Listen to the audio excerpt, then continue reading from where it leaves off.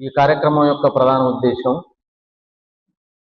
ఈ జిల్లాలో ఉన్నటువంటి పోడు భూముల సమస్యలు పరిష్కారం చేయాలి అని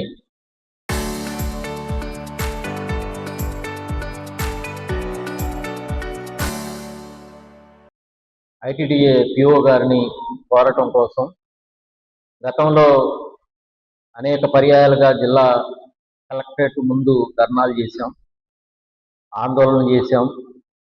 అట్లాగనే ఐటీడీఏ పిఓ కార్యాలయం ముందు కూడా గతంలో ఈ కార్యక్రమాలు నిర్వహించడం జరిగింది.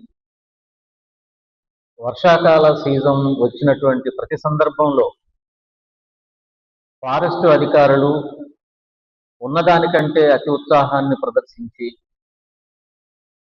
పోడు సాగుదారులుగా ఉన్నటువంటి గిరిజనులందరినీ వేధింపులకు గురి చేస్తున్నారు, భయభ్రాంతులకు గురి చేస్తున్నారు.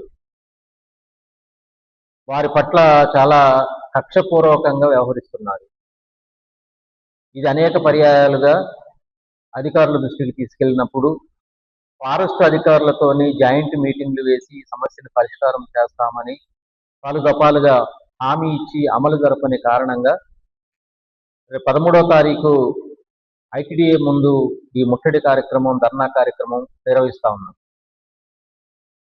మీ అందరికీ తెలుసు, సుదీర్ఘకాలం చేసినటువంటి పోరాటాల ఫలితంగా అటవీ హక్కుల గుర్తింపు చట్టం అనేది వామపక్షాల ఒత్తిడితోని 2005, 2006లో వచ్చినటువంటి విషయం మీ అందరికీ తెలుసు.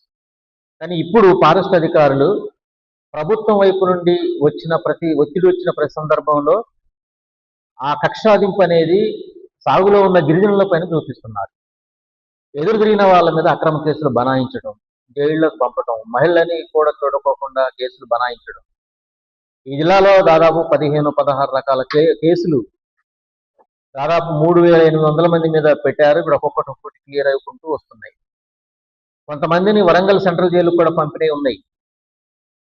కానీ ఇప్పుడు భూమి సాగులోకి వచ్చి వ్యవసాయం వేగంగా చేసుకుంటున్నటువంటి తరుణంలో ఇట్లాంటి నిర్బంధాలకు గురి చేసి కక్షపూర్వకంగా వ్యవహరించడం అనేది ఇది మంచిది కాదు.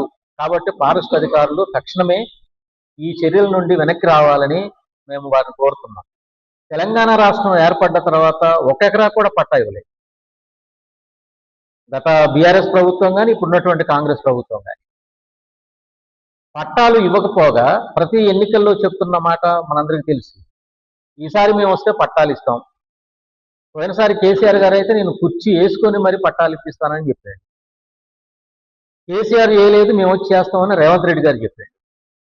ఇప్పుడు ఆ పట్టాలు ఇవ్వకపోగా వేధింపులు పెంచుతూ ఉంటే ప్రభుత్వం చోద్యం చూస్తూ ఉంది.